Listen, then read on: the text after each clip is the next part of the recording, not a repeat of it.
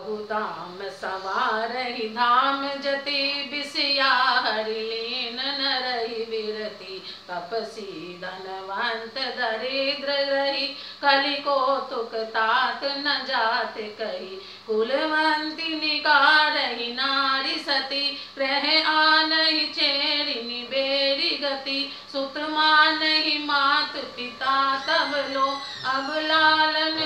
अब लालन दीख नहीं जब लो ससुरारी पियारी लगी जब ते रिपुरूप कुटुम्ब भये तब ते नर पाप परायण धर्म नहीं करि दंड विडम्ब प्रजानित ही धनवंत कुलीन मलिन अपि द्विज चिन्ह जनेऊ अघार कपि महिमान पुराण न बेदहि जो हरि सेवक संत सही कलिसो कपि वृंद उदार धुनि न सुनि गुण दूषक व्रात न कोपि गुनि कलि बार दुकाल पर बिनु अन्न दुखी सब लोग मरे सुन खगेश कलि कपट हट दाम्ब देश पाषंड मान मोह मारादि मद व्यापी रहे ब्रह्मन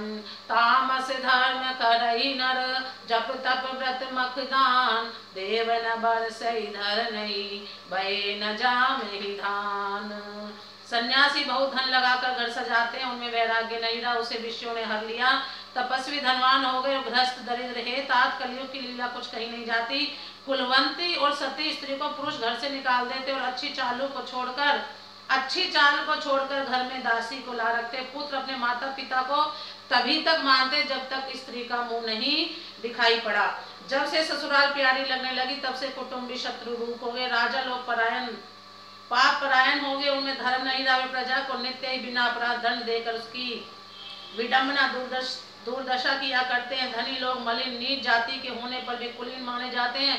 द्विज का चिन्ह जनेऊ मात्र रह गए और नंगे बदन रहना तपस्वी का। जो वेदों पुराणों को नहीं मानते कलयुग में वे ही हरि भक्त और सच्चे संत कहलाते हैं। कवियों के तो झुंड हो गए, पर दुनिया में उदार कवियों का आश्रयदाता सुनाई नहीं पड़ता। गुण में दोष लगाने वाले बहुत है, पर गुण ही कोई भी नहीं है। कलयुग में बार बार अकाल पड़ते हैं, अन्न के बिना सब लोग दुखी होकर मरते हैं।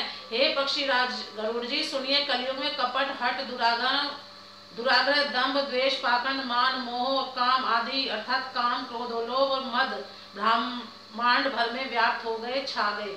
मनुष्य जप तप यज्ञ व्रत और दान आदि धर्म तामसी भाव से करने लगे। देवता इंद्र पृथ्वी पर जल नहीं बरसाते और बोया हुआ अन्न उगता नहीं। अबला कच भूषण भूरि चुदा धनहीन दुखी ममता बहुधा सुख चायहि मूढ़ न धर्म रता मति थोरी कठोरी न कोमलता।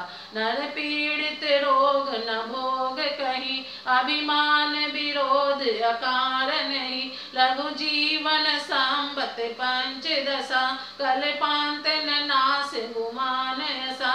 कलिकाल बिहाल किए मनुजा नहीं मानत को अनुजा तनुजा नहीं तोष विचार न शीतलता सब जाति को जाति भय मगता ईर्षा परुषाचर लोलुपता हरिपुर रही समता बिगता सब लोग वियोग विशोक है वर्णाश्रम धर्म आचार गए। तम दान दया नहीं जान पनी जड़ता पर वंचन ताति घनी। तनु पोषक नारी नरा सगरे पर निंदक जे जग मोह बगरे।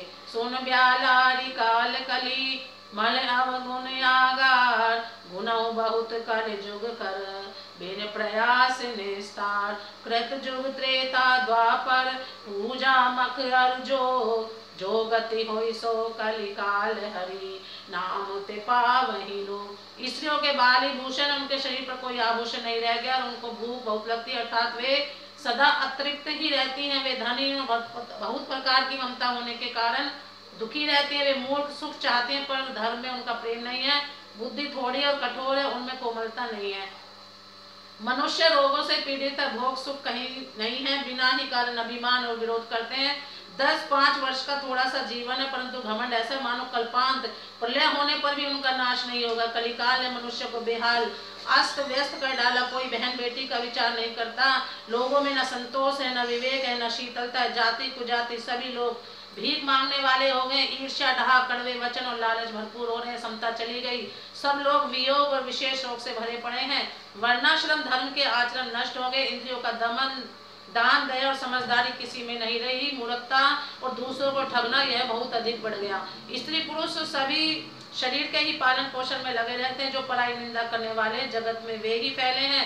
हे सर्पों के शत्रु, गुरु जी सुनिए, कलिकाल पाप और गुणों का घर है, किंतु कलियों में एक गुण भी बड़ा है जिसमें बिना ही परिश्रम भगवंदन से छुटकारा मिल जाता है। सतयुग, त्रेता, द्वापर में जो गति पूजा, यज्ञ और योग से प्राप्त होती है, वही गति कलयुग में लोग केवल भगवान के नाम से ही पा जाते हैं। प्रेम से बोलो जय श्री राम।